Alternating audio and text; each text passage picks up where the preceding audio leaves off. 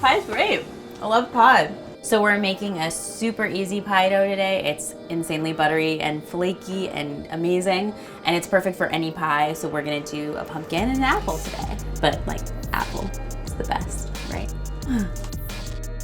All right, so we have our flour, adding the sugar, salt. We can add our butter, the most important part of any pie crust. It's already been cubed into smaller pieces just to give us a head start on breaking it down. And make sure it's super cold. Working with warm dough is no fun when you're making a pie crust because it gets sticky and it's hard to roll out and it's just no fun. And then I'm just gonna start breaking it down by just giving them a little pinch, like so. So the reason we don't wanna just have all of our butter in tiny, tiny little pieces is that it'll melt and there won't be any flaky layering happening. It's those big chunks of butter that really help you get those nice, clean, big layers. You can also do this in a food processor, but I always prefer to do it by hand just because I feel like I have a better feel for the dough and what I'm working with. It's really easy to go from perfectly mixed to over-mixed in the food processor, so I just feel like I have a little more control when I'm working in the bowl. The next step is adding in the wet ingredients. We're starting with a tablespoon of apple cider vinegar, and now I'm gonna start adding the water. The reason we're using ice water is because, again, we don't wanna melt the butter and lose all those delicious flaky layers. So now it's actually starting to hold together. So the batch I made is a double batch because we're gonna be using it to make our apple pie, which has a lattice top. So you need a bottom crust, and then you need the lattice, or the top layer, that you're gonna cut into strips to make the lattice. So now the flour is hydrated by the fats in the butter and the water, and it's one solid mass. I'm actually gonna give one side a little extra, and that'll be our bottom crust. And then the smaller side will be for our lattice. So these are going to go in a little bit of saran wrap, and just gonna make sure it's nice and tight. So we're just gonna pop this in the fridge for a little bit to firm up, and then we'll start rolling out our dough. She's chilled, she's ready. So this is gonna be the bottom of our pumpkin pie dough. Adding a little flour to my surface first so we don't get any stickage. Beautiful pockets of butter. All right, so I'm gonna flour the top, and I'm gonna flour my rolling pin. I'm gonna give it a little bang. Get that butter to start loosening up. If we started rolling it out from its completely cold form, then it might start cracking around the edges. So this just sort of gets the butter loosened up without smushing it completely. And we can start rolling it out. So we want our final piece of dough to be about 3 inches beyond the edge of the pie dish. That way we'll have plenty of extra room for crimping the edges and for making like that nice bulky crust. Too much excess flour on the outside, it's totally fine. You can just brush it off before you throw it in the pie pan.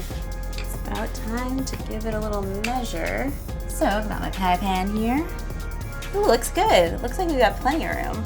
Now comes transferring the dough. There's a couple ways you can do it.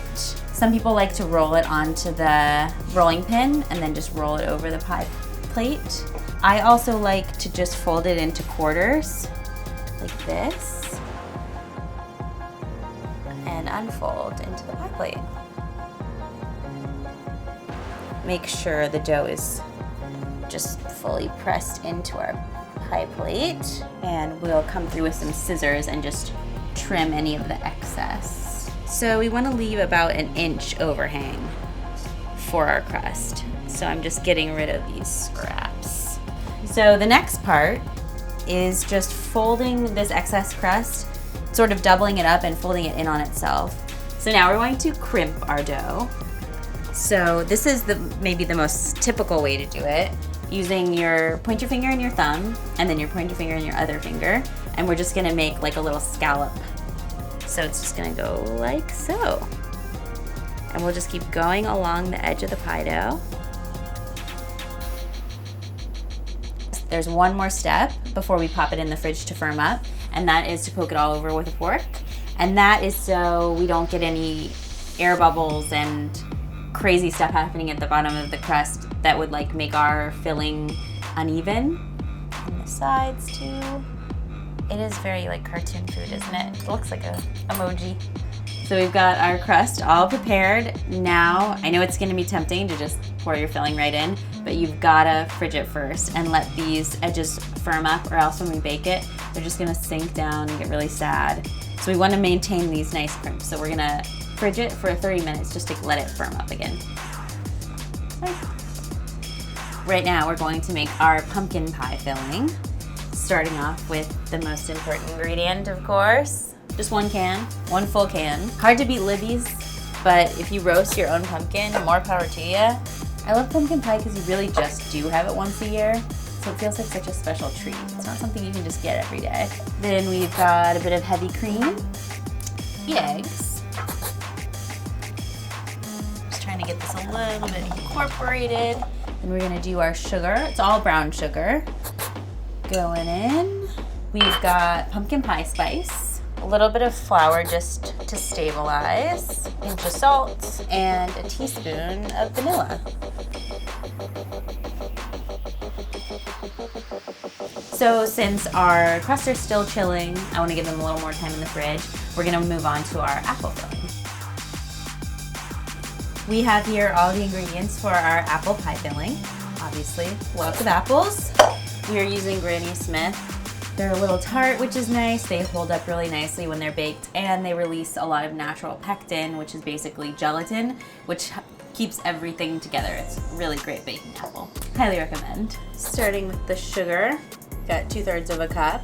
We got our salt, cinnamon, our lemon juice, and then just half a teaspoon of vanilla. And I'm just gonna use my hands to toss this all together. So we can just pour this right into our dough that we've made. Doesn't need a pre-bake. And then we'll make our lattice to go on top.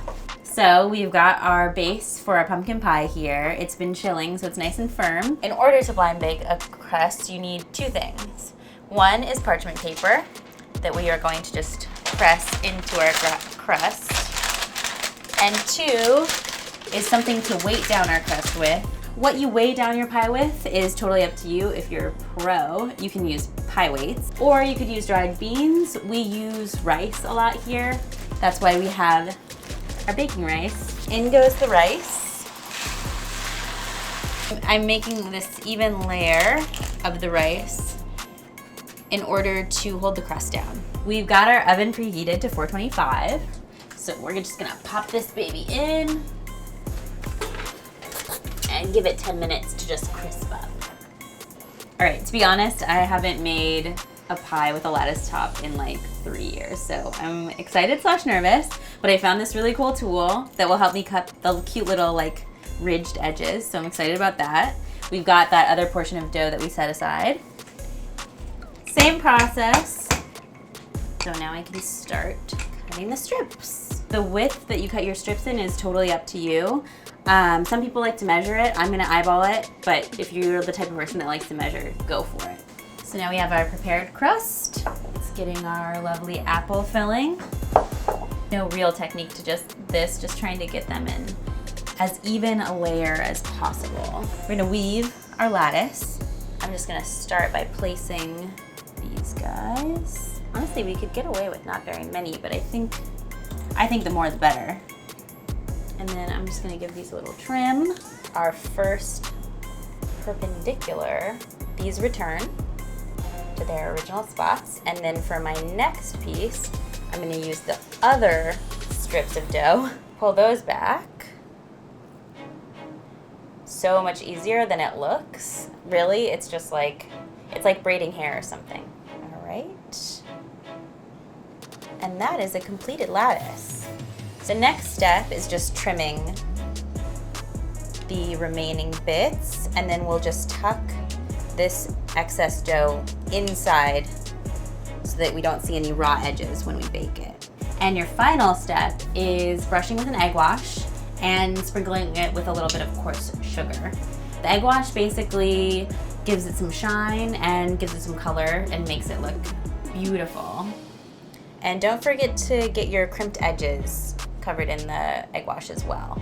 And now we're just finishing with that bit of coarse sugar all over.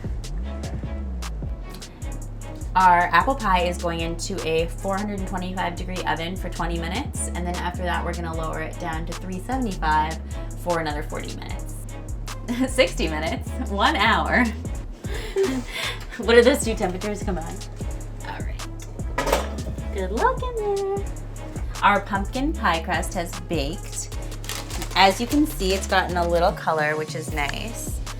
And I'm just gonna take this rice out now, put it back into our baking rice Ziploc bag for another use.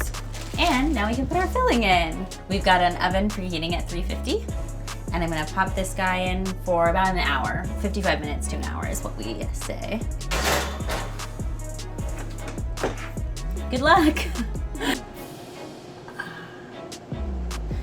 Okay. All right, these smell amazing. I'm really excited to eat them. So they just finished up cooling and I'm gonna cut into them, give them a taste.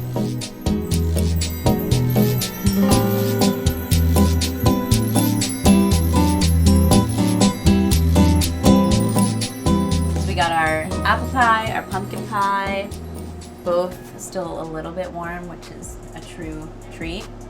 So I'm gonna give them both a try. First the apple, because it's my fave. So buttery, so good. And pumpkin, so fall, so good. Pie's great, I love pie. So let me know in the comments below what you wanna learn next. Bye.